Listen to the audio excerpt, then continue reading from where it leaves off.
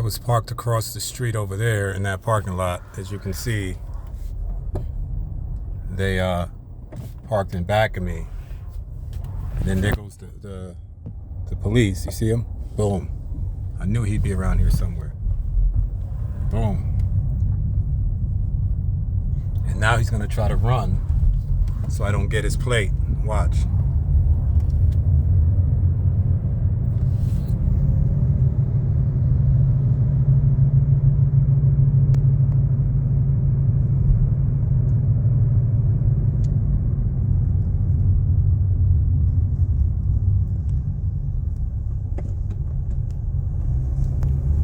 BL 54557. BL 54557. BL 54557. BL 54557.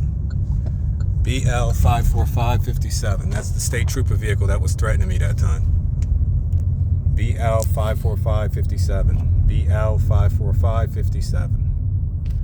BL 54557. BL 54557. BL 54557. BL 54557. These are implied threats, man. I knew that. I knew the police would be around here somewhere, so they parked the ambulance across the street to pretend like they're doing something. And I bet you that person that they pretend to put in that ambulance ain't nothing going on. See how slick these people are? These are implied threats that they're sending me. BL 54557. That was the same one that parked up. There he goes again. See him? Boom. That's the cruiser. That's the one that was parked up by Meriden when they parked at the Comfort Inn Hotel in Meriden. And it was like 3 of them. And then when I went across the street to the hotel to get in touch with the front desk, I basically walked into the building and I asked the front desk, who's in charge of the camera, like the video surveillance systems, because I have to document these implied threats. Thankfully, they didn't have to do, but thankfully the guy at the front desk, because everything these days is luck of the draw, who you get and who you're talking to. So thankfully the guy at the front desk, the Indian guy, was on it. He was like, yeah, let me get the guy that does it. So he went into the back and got the guy, the Spanish guy. I don't remember his name. I have his name written down. And the Spanish guy claimed to be the engineer of whatever systems that they operate over there. This is in Comfort Inn Meriden. And he took me to the back, showed me the surveillance room, and literally he's showing me like a screen like this with all the TVs showing you everything. Why that one spot where that BL 54557, I gotta remember that. BL 54557. That one spot where that silver cruiser and like 2 other ones was there. He's going to claim that the whole property got video surveillance, but just so happened that the camera ain't working in that one spot. Okay? These are implied threats that I'm taking hella serious. I don't take a threat from anybody lightly, much less law enforcement. Are you crazy? I don't even take a threat from a 5-year-old. If a 5-year-old threatened me, I take that. I don't underestimate nobody. Male, female, young, old, black, white, much less people who have power and guns on their waist. Are you crazy? BL 54557. And if you notice he darkened out the plate. Those are what you call license plate frames, so that way you can't see it. And if you notice, when my camera got up close to it, it blurs out. So they must got some technology where, when I'm snapping pictures and getting videos of them, what they're doing, for some reason, I'm noticing the camera lens always blurs out. I don't know if they got like some type of, what's the word I'm looking for? Not radiation, some signals or something like they can send to the camera. Yeah, those types of things. There's technology that exists like that, where you can send, you know what I mean? If these cameras must have some type of, I don't know what the right words are, infrared, whatever, or some like radar, some type of radar system where they can, because I'm noticing that pattern. Every time I get close to one of them, the cameras start blurring. So I'm like, it's been going on for a while, long time. I'm like, why is this happening? So I'm pretty sure they got something that makes it more difficult for me to capture that. So again, let's document this. I'm sitting across, I'm parked at the Starbucks. Across the street, they got the ambulance truck, right? This time, they're getting smarter now. They know that I'm getting more and more documentation about everything going on. So this time, I can guarantee you that vehicle, AMR vehicle number 44, that was a staged person. Remember, you can call an ambulance and say anything is wrong. You can say your toe broke, man, and you can get into an ambulance truck. Don't be like, I mean, it don't mean that there was no real serious issue. You can say your ankle is hurt. No, I can't even walk. Take me to the hospital. Take me. You know, sure, sir. Sure, man. It's that easy to get into an ambulance truck. There's no rules. They make the decision who they want to put in their truck based on their, professional, decision of what they're doing, right? So these are staged things, man. Right? Notice the pattern. White folks. These are people that have power, right? These are the people who are threatening my life in a sense with these white supremacist types who have power. Okay? They're judges. They're police officers. They're this. Now, when you see some of these minorities involved, to me, they just puppets, man. You know what I mean? And in a sense, my baby mama also was involved in this somewhere. I'm not going to really put her on black, but, I'm already on top of a lot of things, bro. I already know about her and some police officer that she's messing with down at New Haven Police Station. Same black dude that tried to come, you know what I mean? I'm not even going to get involved in it, man.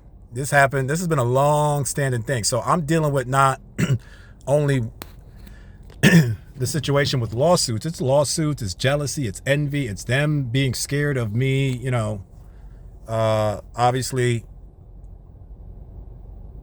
they're just scared. These people have destroyed my life or tried to destroy my life in the state of Connecticut. I've been in the state for 25 years, man, since my days in high school, okay? And ever since after I graduated high school, went back to New York, worked on Wall Street, came back out here, bought my house in West Haven, lakefront property, bro. From that day, that was like back in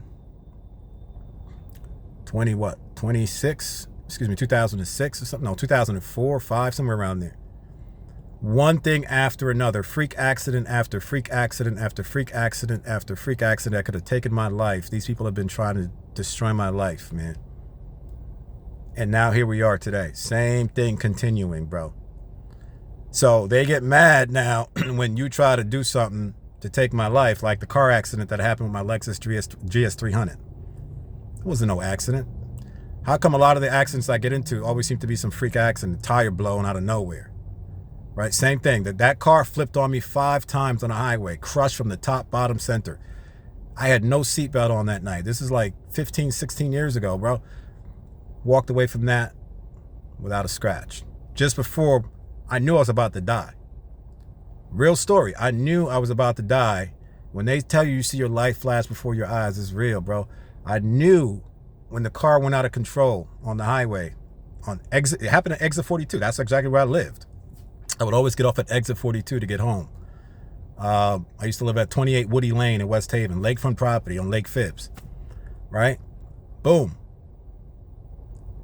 Car went out of control. Started to flip. But no, even before it started to flip, God came and spoke to me. God was like, yeah, you're about to die, but trust this. Watch this. Watch what I'm going to do for you. Don't worry.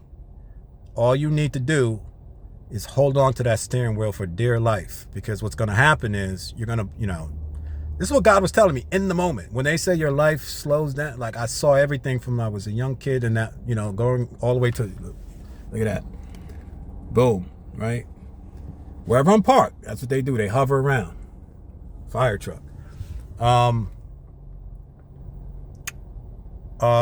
was I saying? Yeah, so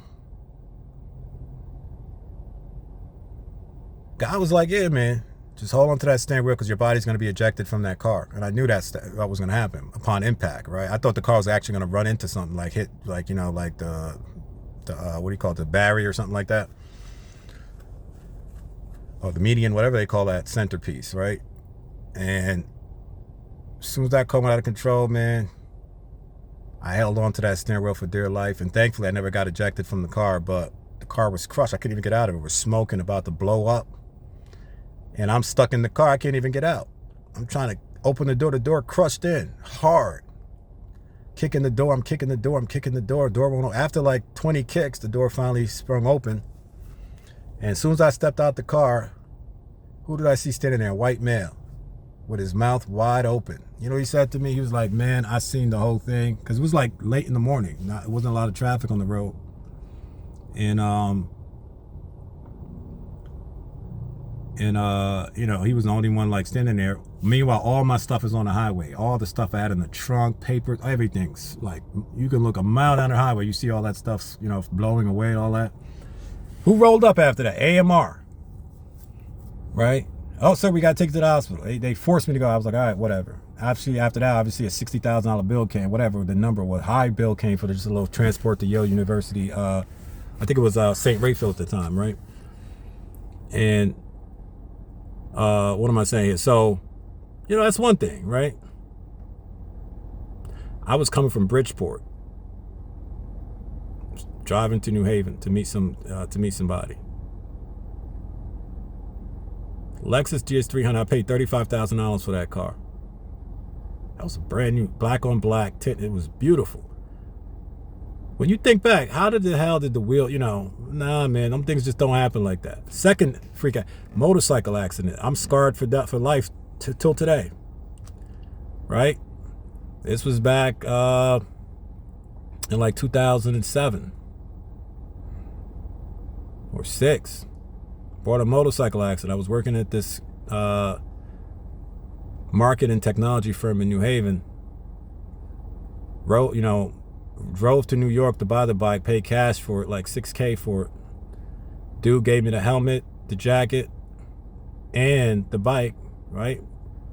Bike was fine. Came back, rode it back from all the way up 95 North, from New Haven, from Yonkers, back to exit 42, went home. Peep game, real story. Went into the house. It was late in the morning. It was like 1, 2 o'clock in the morning. So, you know, boys and toys, right? I had a new toy. I was like, yeah, I want to, you know, kind of let, you know, somebody, you know, you want to show it off a little bit. Plus, I wanted to work out. I didn't get my workout in for the day. So I went to the gym. I used to go to Quest Fitness down in on Elm Street in New Haven, West Haven. And my boy Gary used to work there. And I was showing him the bike after my workout, blah, blah, blah, right? Came out the gym. He and I were standing outside. He was looking at the bike, blah, blah, blah, blah. You know, he was like, you know, happy that we were just talking. Now, I'm not even riding the bike. I just rode the bike from New York. No problems whatsoever. Why, when I get on that motorcycle, and I wasn't even going straight, I was making a soft U-turn to go in the opposite direction. That bike took off from like 0 to 70 miles an hour. Boom. I had to literally line it up. Now I'm on the sidewalk because I was about to hit 2 cars. I was able to dip between 2 cars, and I'm riding down the sidewalk right there by the Renner Center, across from Quest Fitness, and the bike hit the wall, slid down the street. My body bounced off the wall like a ball and fell back through all that glass. So that Renner Center down there in West Haven, all that front glass window was me. I fell through all of that. Now, here's the moral of the story. I had the motorcycle jacket and all that, the helmet. When you see the helmet, man, that helmet had a scar in it. Deep, right? I wasn't even going to take the helmet to the gym.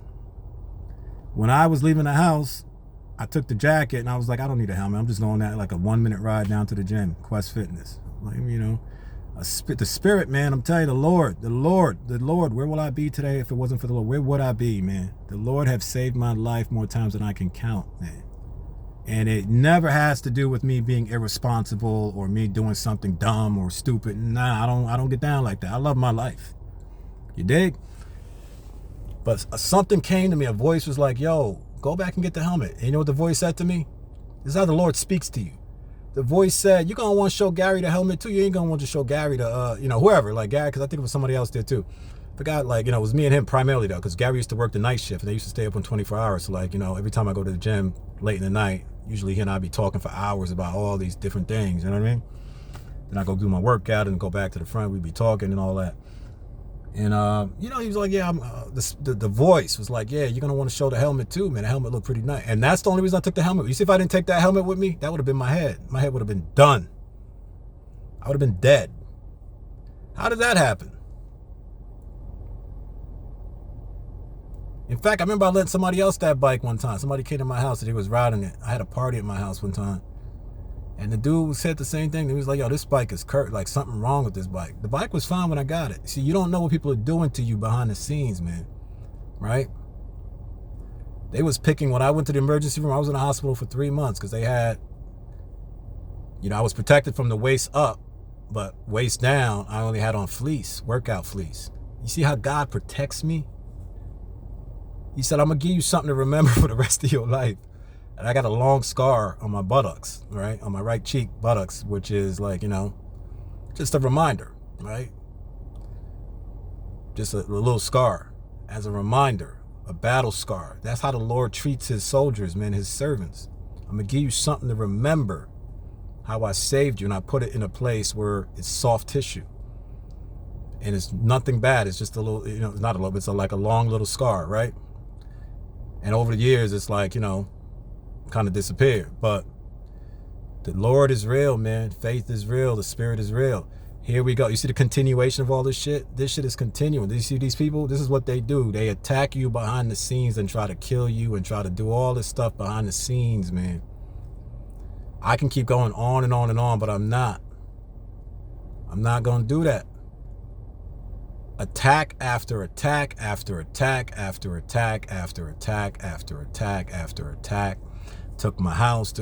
These people have been conspiring, and it's not just corrupt elements of law enforcement. It's a lot of people, I'm not going to call out no names, but it's a lot of jealous and envious people who don't want to see an individual progress in life. So they all work together and conspire together to make me, right, an outcast as best as they can. Spread rumors behind the scenes, try to damage my reputation, all types of nonsense because they're threatened by my potential. They've always been jealous and threatened by my potential. I ain't got no beef for nobody. Nobody in this world can come and say they got a beef for me. Like, yo, me and you beefing right now because you did such and such a good. Bro, we don't get down like that. I'm from New York, man. We don't get down like that, man. If you're not about, progressive or something progressive, or about this money, or like, your bag, or you ain't got no gold, like, we don't, what am I arguing with you? Like, we don't, I get respect from people everywhere. Real people, I mean, right? I get nothing but respect. It's only the haters, whether they're on Facebook or social media. You can tell them when you see them, man. You know how they are. You know what I mean? They pretend like they ain't looking. They don't pretend like they don't see you. But a lot of these people watching me every day, all day long, 24/7. I am occupying space in their head 24/7, 365. They watch my every move and they try to figure out ways to sabotage it. They've attacked my business, Digital Swank. I used to remember the Chamber of Commerce down in New Haven. Don't even get me started on that one. Don't let me get me, come on. I got document emails of them being racist don't get me started, man. You dig? That's all they're doing. Working together behind the scenes to keep someone down who they know has potential to rise and be great in life. And they don't want that. So that's a separate topic when you do stuff like that, whatever. But when you are, again, in my situation, when I'm dealing with like these people literally threatening me and threatening my life, that's my concern, because I take all threats get taken seriously. That's how I get down. All threats. I don't let nothing, I don't estimate nobody. So I'm in the hands of the Lord. And, the Lord is my protector and my defender. It is what it is. And I know victory will always be mine, man. That's it. Just go with the flow, enjoy life, stay out of trouble, and do the best you can out here. You know what I mean? I'm out.